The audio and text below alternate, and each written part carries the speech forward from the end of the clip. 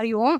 இது வந்து பிரம்ம வித்யா யுவகேந்திராவோடதுலேருந்து இனிஷியேட்டிவ்லேருந்து இந்த குழந்தையெல்லாம் ஆச்சாரியாஜி கிட்ட மகாபாரதம் ரொம்ப நாளாக கேட்டுன்னு இருக்கா. ஸோ இன்னைக்கு அவள் சமர்ப்பணம் பண்ணணும்னு ஆசைப்பட்டா. ஒரு 4 சீன் மகாபாரதத்துலேருந்து அவளா ஸ்கிரிப்ட் எழுதி டயலாக்ஸ் பண்ணிட்டு ரெடி பண்ணிட்டு, நாங்கள் ஒன்றும் கைடன்ஸ்லாம் இல்லை, மீட்டிங்கில் இருப்போம். அந்த மீட்டிங் நடக்கிறதுக்காக தான் ரஞ்சினிஜியும் நானும் ஜஸ்ட் இருப்போம். அவள் தான் வந்து பண்ணிண்டா.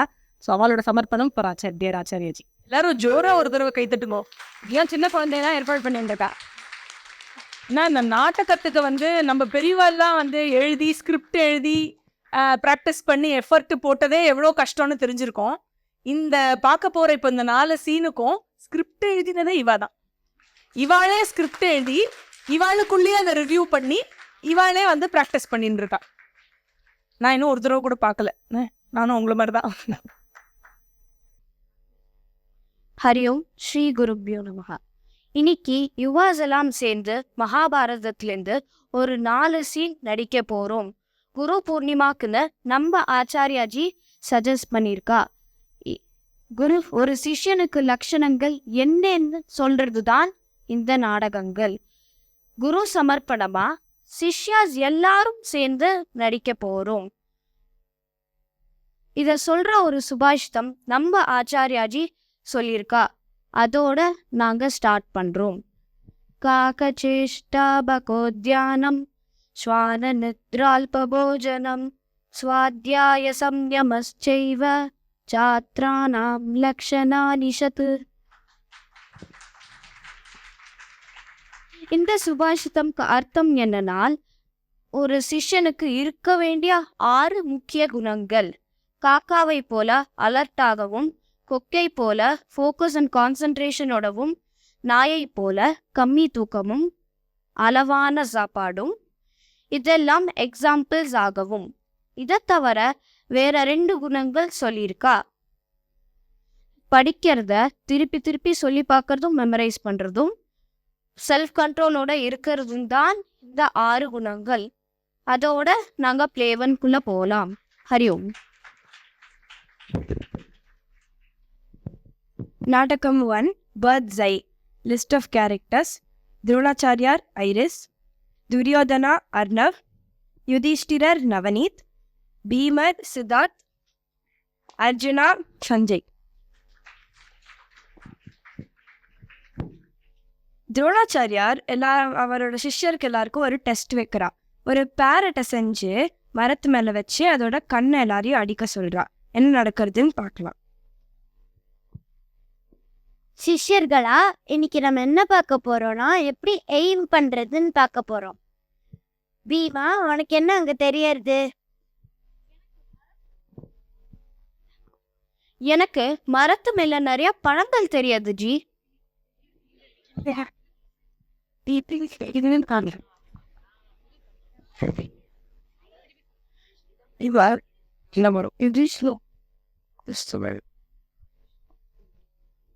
யுதிஷ்டிரா, உனக்கு அங்க என்ன தெரியறது?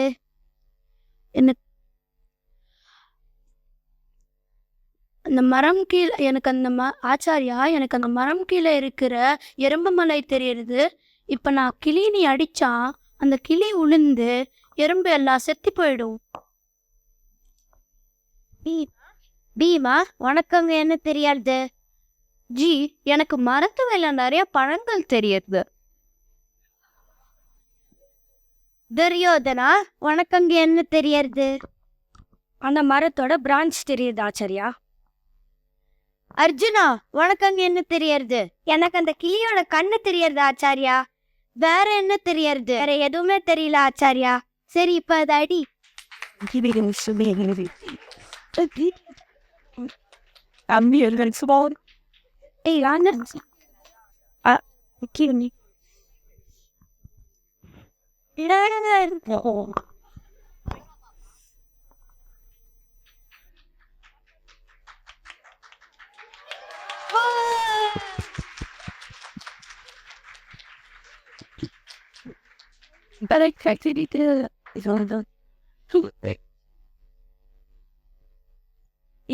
இந்த சீன்ல நமக்கு என்ன தெரியறதுன்னா, கோலை ஃபோக்கஸ் பண்ணி ப்ரையாரிட்டைஸ் பண்ண கற்றுக் கொடுக்கறது.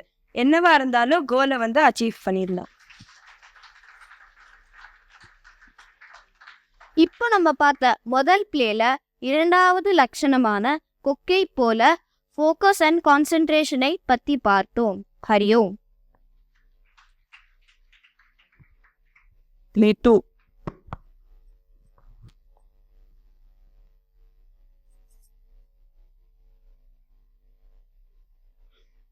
Married. ஹரியும். இப்ப நம்ம அர்ஜுனா ஏன் உத்தம சிஷ்யான்னு பார்க்க போறோம்.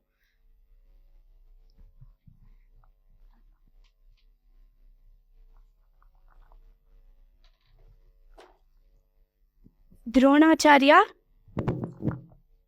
அர்ஜுனா, சமையல்காரா.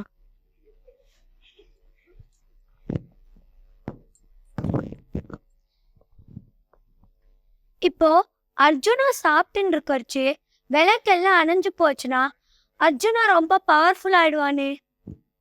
அர்ஜுனாக்கு ஆச்சாரியா வந்து சமைக்கிறவளை கூப்பிடுறா.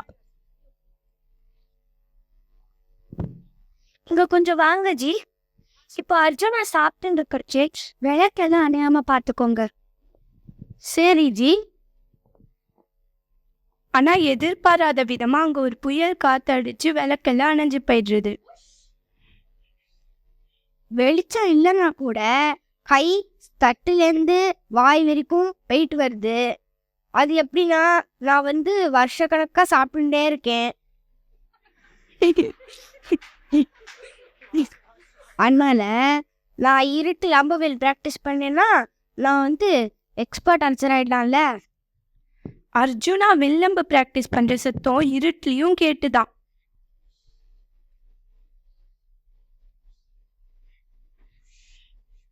Dum whoosh, dum whoosh, dum whoosh, dum whoosh, dum whoosh, dum whoosh, dum whoosh, dum whoosh,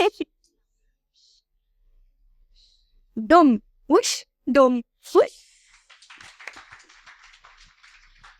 Arjuna வில்லம்பு பிராக்டிஸ் பண்ற சத்தம் இருட்லயும் கேட்டுதான்.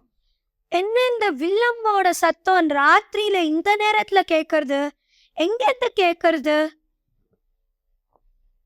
நமஸ்காரம் ஆச்சாரியாஜி. அர்ஜுனா, நீங்க இந்த நேரத்துல என்ன பண்ணிட்டு இருக்க? நான் ஒரு நாள் விளக்கணைஞ்சு போச்சு, இருட்டில் சாப்பிட முடியும்னா இருட்டில் அம்பவில் விட முடியும், நான் வந்து பண்ணிட்டு விட்டு அம்பவில் ப்ராக்டிஸ். சரி அர்ஜுனா, நான் வந்து உன்னை உலகத்திலேயே நல்ல ஆர்ச்சரர் ஆக்குறேன்.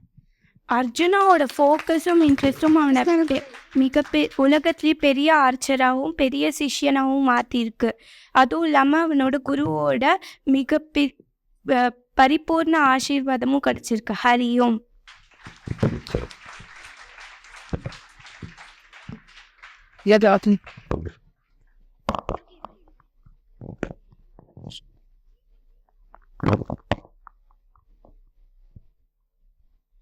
இப்போ நம்ம பார்த்த செகண்ட் பிளேல 5th and 6th லட்சணமான repetition, memorization and self control பற்றி பார்த்தோம். ஹரியோம்.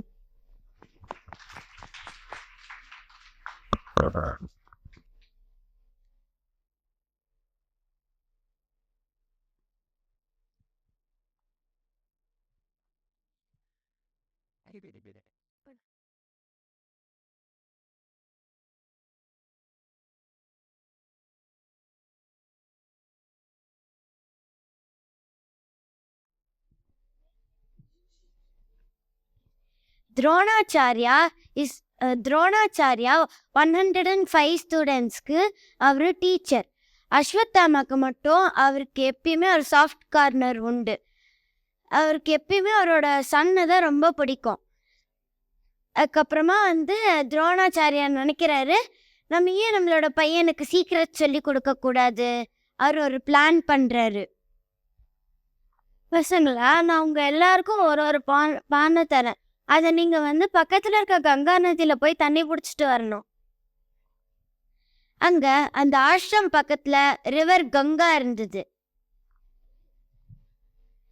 அவர் வந்து ஒரு சின்ன பானை எல்லாருக்குமே ஒரு குட்டி வாய் இருக்கிற மாதிரி ஒரு பாட்டு கொடுத்தாரு மற்ற வாழ்க்கலாம். ஆனால் அஸ்வத்தாமாக்கு மட்டும் ஒரு பெரிய வாய் இருக்கிற மாதிரி ஒரு பாட் கொடுத்தாரு. அதுக்கப்புறம் அஸ்வத்தாமா வந்து சீக்கிரம் வந்துடலாம் அப்படின்னு சொல்லிட்டு துரோணாச்சாரியா வந்து டீச் பண்ணலாம் இந்த மாதிரி அப்படின்னு சொல்லிட்டு அர்ஜுனா வந்து யோசிக்கிறான். ஏன் என்ன இது இவ்வளோ பெரிய பிளான் நடக்கிறது, ஏன் நம்மளும் அஸ்வத்தாமாவோட போகலாமே, எனக்கும் அந்த சீக்ரெட்ஸ்லாம் கற்றுக்கணும். அஸ்வத்தாமா எங்கேயோ போகிறானே, ஐ திங்க் ஆச்சாரியா வந்து அவனுக்கு சொல்லி கொடுக்க போகிறான். ஆச்சாரியா சொல்லி கொடுத்துருந்தா நானும் கற்றுக்கிறேன். அதுக்கப்புறம் அஸ்வத்தாமா வந்து அவனோட பாட்டை ஃபில் பண்ணிட்டு அர்ஜுனாவும் அதை பார்த்துட்டு கடகடன்னு வருண் அஸ்திரா வச்சு பாட்டை ஃபில் பண்ணிடுறான். அதுக்கப்புறம் அர்ஜுனாவையும் அஸ்வத்தாமாவையும் துரோணாச்சாரியா பார்த்தா. அதுக்கப்புறம் அர்ஜுனாவும் அஸ்வத்தாமாவும் இந்த மாதிரி கற்றுக்கிறதுக்கு ஆரம்பிச்சிட்டா. அர்ஜுனா வந்து ரொம்ப இன்டெலிஜென்ட். அதுக்கப்புறமா அஸ்வத்தாமாவும் அர்ஜுனாவும் ஃப்ரெண்ட்ஸ் ஆயிட்டா. அதுக்கப்புறம் இதே மாதிரி துரோணாச்சாரியா வந்து அஸ்வத்தாமாவை செப்பரேட்டாக கூப்பிடுச்சு. துரோணாச்சாரியா அஸ்வத்தாமா செப்பரேட்டாக கூப்பிடுச்சு. அர்ஜுனாவும் அஸ்வத்தாமாவோட வந்துடுவா. மாரல் என்னன்னா, நம்ம கொஞ்சம் கியூரியாசிட்டியை வச்சுட்டு நம்ம இந்த மாதிரி அச்சீவ் பண்ணணும் கோல்ஸ்.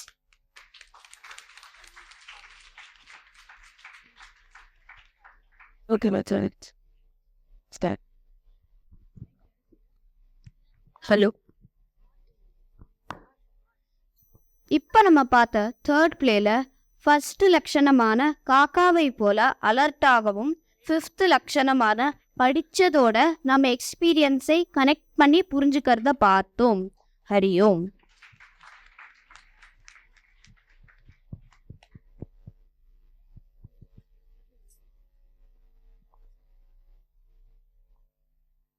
பஞ்ச பாண்டவர்களும் குந்தியும் மயன் கட்டின சபால சந்தோஷமா இருந்தா. அப்போ ஒரு நாள் நாரதர் வந்தார். நாராயண நாராயண அப்படி யுதிஷ்டிர் கிட்ட சொன்னாரு. யுதிஷ்டிரா, உங்க அப்பா பாண்டு இப்போ பித்ருலோகத்துல தான் இருக்கா. அவர் அப்கிரேட் ஆகி ஸ்வர்கலோகத்துக்கு போனானா நீ ராஜசூய யஜ்ஞம் பண்ணு அப்படின்னு சொன்னான் யுதிஷ்டிரா. எப்படி இந்த ராஜசூய யஜ்ஞத்தை பண்றது? இது கஷ்டம் இல்லையா? நான் கஷ்டம் என்ன பண்றதுன்னு கேக்குறேன். கிருஷ்ணா, என்ன பண்றது கிருஷ்ணா?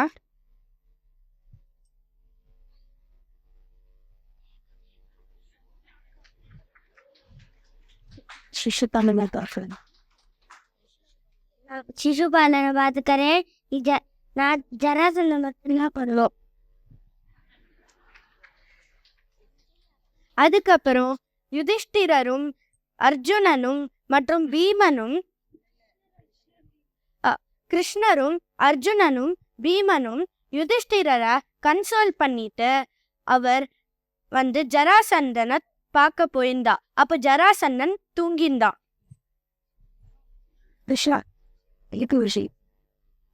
ஜராசந்தன் எழுந்துக்கும். எனக்கு பிராமணர்கள் கூட எல்லாம் சண்டை போட இஷ்டம் இல்லை. உயிர் பிச்சை தர இங்கேருந்து போங்க.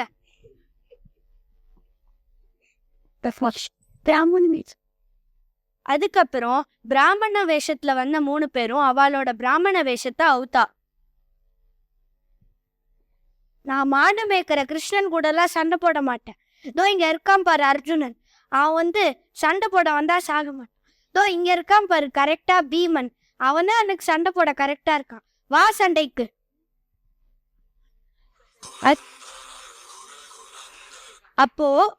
அப்போ வந்து 2 பேருமே 15 நாள் கண்டினியூஸா சண்டை போட ஆரம்பிச்சான். அதுக்கப்புறம் ஜராசந்தன் வந்து ரொம்ப டயர்டா ஆயிட்டான். அதை பார்த்து பீமன் அவனை போட்டு அடி அடின்னு அடிச்சு அவன் உடம்ப கிழிச்சு தூக்கி போட்டான். ஆனா அது திரும்ப ஒன்னா சேர்ந்துட்டு திரும்பவும் அதே மாதிரி அடுத்த 15 days சண்டை போட்டா.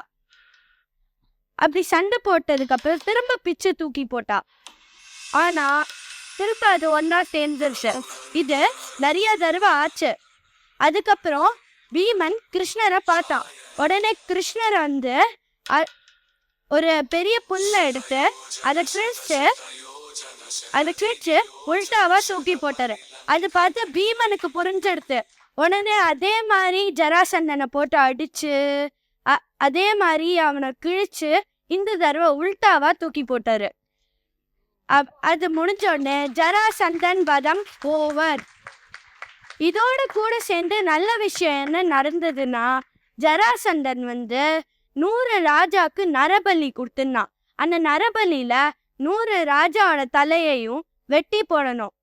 100 ராஜாவையும் அரெஸ்ட் பண்ணி வச்சிருந்தான். உடனே கிருஷ்ணர், பீமன், அப்புறம் அர்ஜுனன் சேர்ந்து அந்த 100 ராஜாவில் சில பேரை காப்பாத்திட்டா.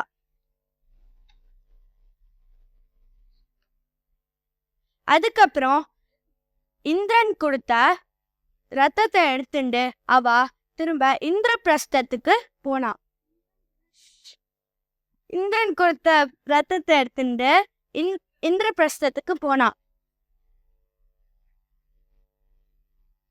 ஸோ இப்போ இந்த கதையிலேருந்து நம்ம என்ன கத்துக்கிறோம்னா, ஈவன் கிருஷ்ணர் சொல்லறத பீமன் பக்தி ஸ்ரத்தையோட கேட்டதுனால பீமனுக்கு சக்சஸ் ஏற்பட்டது. ஹரியோம்.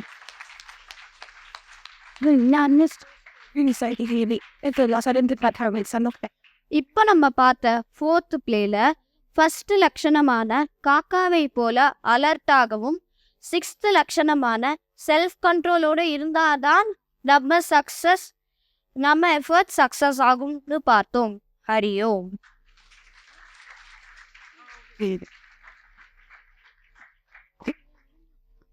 ஒரு சிஷ்யா இந்த லட்சணங்களெல்லாம் ஃபாலோ பண்ணுறதுக்கு ஒரு நல்ல குரு வேணும். எல்லா ஆப்பர்ச்சுனிட்டி கிடைக்கும் போதும் டெஸ்ட் வச்சு அண்ட் கரெக்டாக பண்ணால் என்கரேஜ் பண்ணி அண்ட் தப்பாக பண்ணால் கரெக்ட் பண்ணுற மாதிரி ஒரு குரு. அப்படி ஒரு குருவால் தான் இந்த லட்சணங்களெல்லாம் ஃபாலோ பண்ணி ஒரு நல்ல லைஃப் லீட் பண்ண முடியும். மாதா, பிதா, குரு, தெய்வம். நம்ம எல்லாரும் இதை ஒரு வாட்டியாவது கேட்டிருப்போம். நம்ம எல்லாருக்கும் ஃபஸ்ட்டு குரு நம்ம மாதா. நமஸ்காரங்கள். நம்ம எல்லாருக்கும் லைஃப்பில் சேலஞ்சஸ் ஃபேஸ் பண்ணுறதுக்கு அண்ட் பிரேவரி சொல்லி கொடுத்த பிதாக்கு நமஸ்காரங்கள். And Mahabharatam values through Mahabharatam and Vedanta சொல்லி கொடுக்குற ஆச்சாரியா சூரியபிரியாஜி அண்ட் ரங்காஜிக்கு நமஸ்காரங்கள். அண்ட் இந்த மாதிரி ஒரு குருவால் தான் நம்ம பகவான் யாருன்னு சொல்லி கொடுக்குறா. ஸோ அந்த பகவானுக்கு மூணுத்தையும் பர்ஃபெக்டாக கொடுத்ததுக்கு பகவானுக்கு கோடி கோடி நமஸ்காரங்கள்.